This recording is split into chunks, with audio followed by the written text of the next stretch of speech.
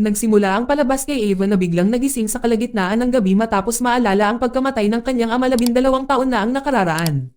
Noong panahong iyon si Ava na 14 na taong gulang pa lamang. Nasaksihan niya na ang kanyang ama ay pinatay ng 2 salarin na pumasok sa bahay. Pagkatapos ng pangyayaring iyon, kailangan niyang mamuhay ng magaspang para makawala sa pagkalulong sa alak at droga. Hanggang ngayon ay madalas na nami-miss ni Ava ang kanyang ama. Tinuruan siya ng kanyang ama ng martial arts para makalaban siya sa mga kriminal na maaaring target siya. Pagkatapos matagumpay na bumangon si Ava mula sa kanyang madilim na buhay, kinalaunan ay pinakasalan niya si Derek na una niyang nakilala sa isang Narcotics Anonymous na pagpupulong.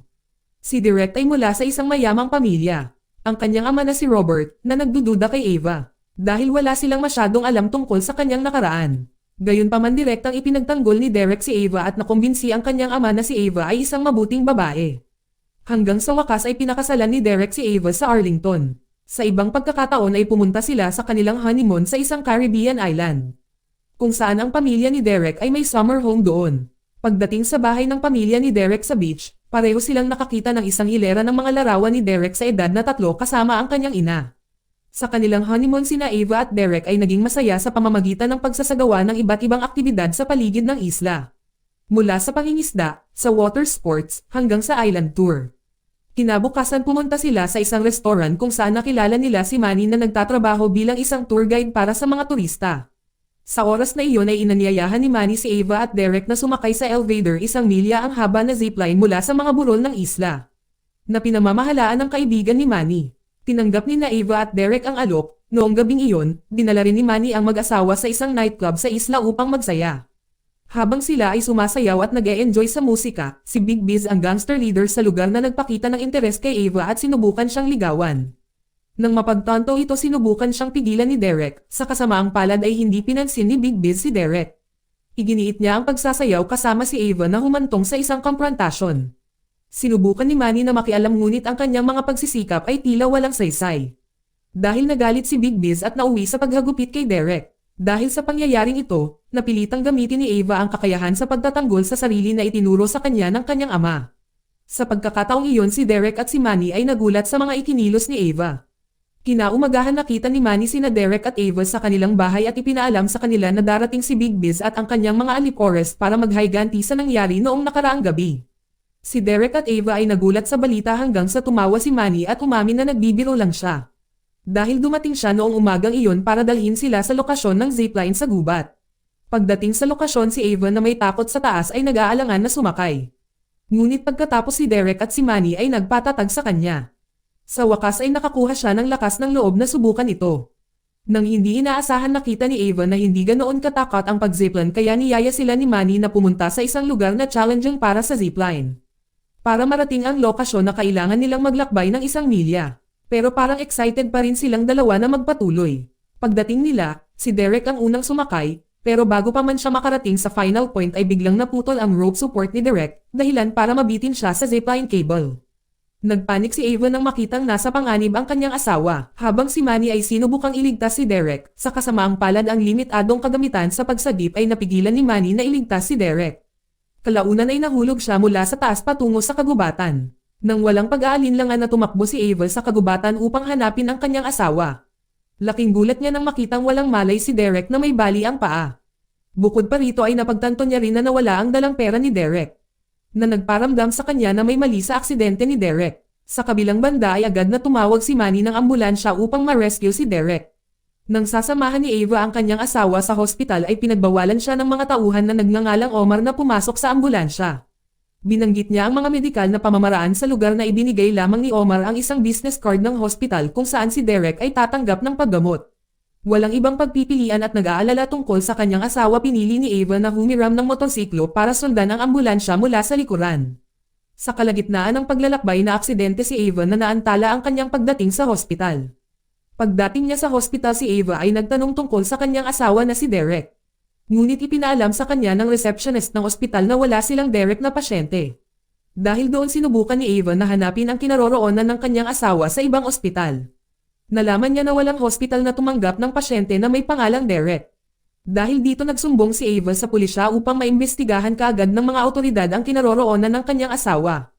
Kinabukasan ang kapatid ni Derek na si Sandy ay dumating sa isla ng Caribbean matapos marinig mula kay Ava ang tungkol sa pagkawala ni Derek. Kasama sina Ava, Robert at Sandy, ay pumunta sa istasyon ng pulisya upang magtanong tungkol sa pag-usad ng investigasyon ng pagkawala ni Derek. Sa sandaling iyon ay nakilala nila si Chief Roman na humahawak sa kasong ito. At pagkatapos ni Ava ikinwento ang lahat ng detalye ng insidente kasama ang pagkawala ng pera ni Derek na kanyang dala. Sinabi ni Roman na ang isla ay maraming mga taong kriminal.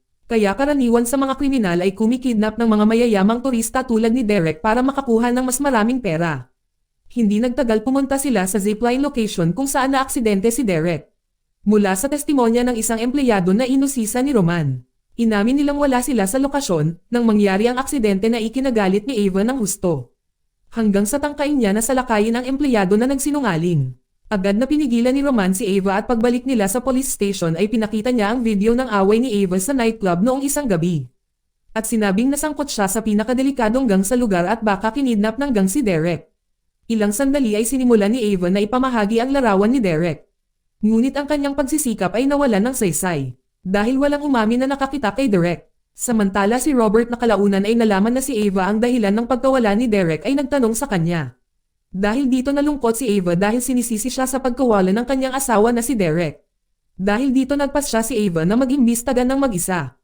Ang una niyang hakbang ay pumunta sa zipline para mag-interrogate kay Jochi. Ngunit tumanggi pa rin siya na sabihin ang totoo, agad siyang itinali ni Ava at balak siyang ihulog sa kagubatan tulad ng naranasan ni Derek. Sinadyang ni-record siya ni Ava habang hinihiling sa kanya na sabihin kung ano talaga ang nangyari kay Derek. Sa takot na ihulog siya ni Ava, nagtapat siya ng kanyang kasinungalingan. Inamin na inutusan lamang siya ng mga gangster para maaksidente si Derek habang nasa zipline. Na may ebidensya ng pagtatapat ng pag-amin, agad na pumunta si Ava sa himpilan ng pulisya at ipinakita ang video kay Roman na humihiling sa pulis na arestuhin ang mga salarin. Kakaibang inutusan ni Roman ang kanyang mga nasasakupan na arestuhin si Ava sa mga kaso ng pag-atake kay John Chi upang pilitin ang empleyado ng zipline na aminin ang kanyang mga ginawa. Hiniling pa niya kay Ava na i-deport siya mula sa isla. Maya-maya ay nakita si Ava sa isang barko na nakaposas kasama ang isang pulis na magpapadeport sa kanya. Sa mahabang paglalakbay ay humingi ng permiso si Ava na pumunta sa banyo. Pumayag ang pulis ngunit sa kondisyon na papasok din siya sa palikuran para masiguradong hindi siya makatakas. Pumayag si Ava at nang pumasok silang dalawa sa palikuran, sa sandaling iyon si Ava biglang inatake ang pulis hanggang sa mawalan ito ng malay. Saka kinuha ang susi para makalaya siya, nang walang pag-aalinlangan si Ava saka tumalon sa dagat at lumangoy pabalik sa Caribbean Island. Noong gabing iyon si Ava ay pumunta sa nightclub para hanapin si Manny. Nang makita siya ay agad siyang inatake ni Ava at inusisa siya tungkol sa pagkawala ni Derek. Sa sandaling iyon ay sinabi ni Manny na wala siyang alam tungkol sa kaso at sinabi niyang tutulungan niya si Ava na mahanap ang kanyang asawa. Si Ava sa kalaunan ay pumayag at si Manny na alam na si Ava ay isang takas sa isla ay nagkusa na dalhin siya sa kanyang bahay upang magtago. Sa sandali matapos na ipakilala ni Manny si Ava sa kanyang pamilya. Nagsimula silang talakayin ang mga plano upang simulan ang pag-iimbestiga sa kaso ni Derek. Sinabi ni Manny na kailangan nilang mahanap si Omar at iba pang kasama nito. Kinabukasan dinala ni Manny si Ava sa isang lugar na kilala bilang tambayan para sa mga gangster sa isla para mangalap ng impormasyon tungkol kay Omar. Sa kasamaang palad ay wala silang nakitang mahalagang impormasyon.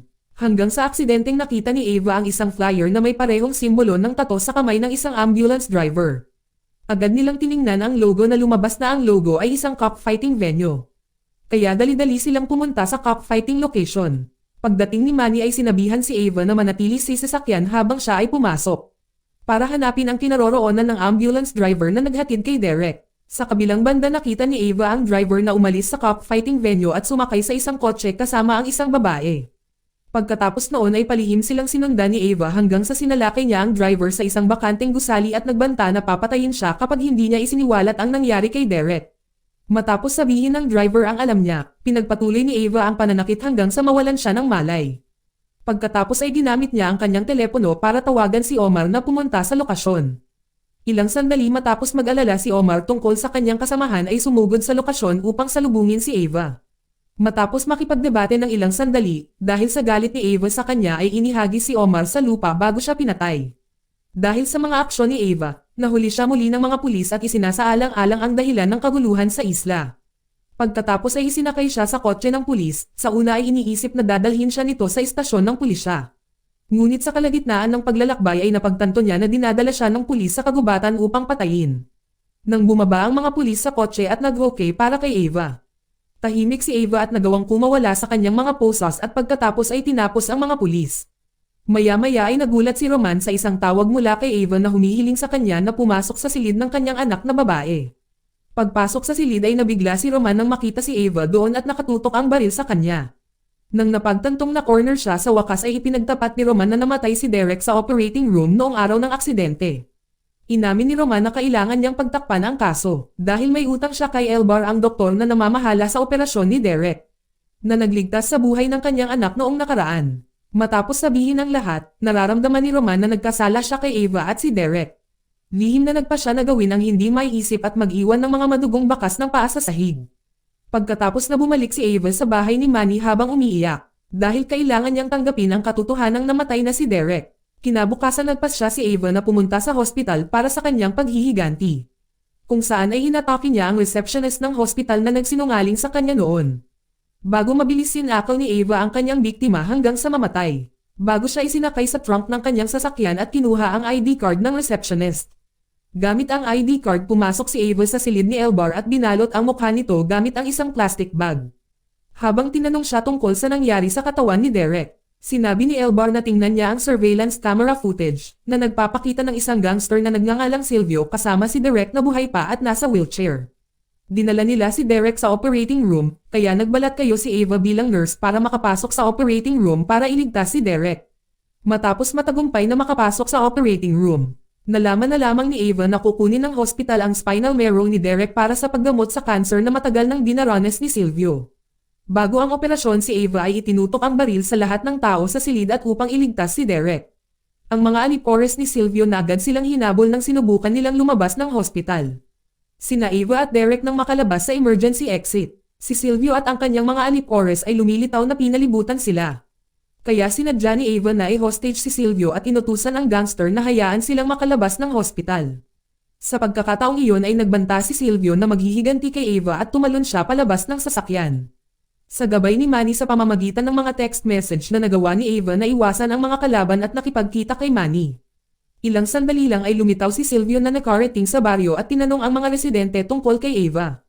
Ang isa sa mga residente ay nagpaalam kay Silvio tungkol sa lokasyon ni Ava. Kaya agad na pinalibutan ng mga gangster ang bahay kung saan nagtatago si Manny at si Ava at si Derek. Ngunit pinatay nila ang bawat gangster na dumating hanggang sa tuluyang hinarap si Silvio. Nagtipon-tipon ang mga residente para manood ng laban at pagdating ng mga pulis ay kinuha na ni Ava na hostage si Silvio na humiling sa mga pulis na arestuhin siya. Makalipas ang ilang sandali dumating si Big Biz sa pinangyarihan at hiniling sa lahat na huwag magdulot ng kaguluhan na maaaring makasira sa turismo sa isla. Na siyang ikinabubuhay ng mga residente. Sinubukan ni Big Biz na hikayatin si Ava na isuko ang kutsilyong ginamit niya para bihagan si Silvio. Sa wakas ay ibinigay niya ito sa kanya. Pagkatapos ay sinabi ni Big Biz kay Ava at Derek na umalis kaagad sa isla. Si Ava at Derek ay magkasamang umalis sa isla. Dito nagtatapos ang pelikula. Salamat sa panonood, kaibigan.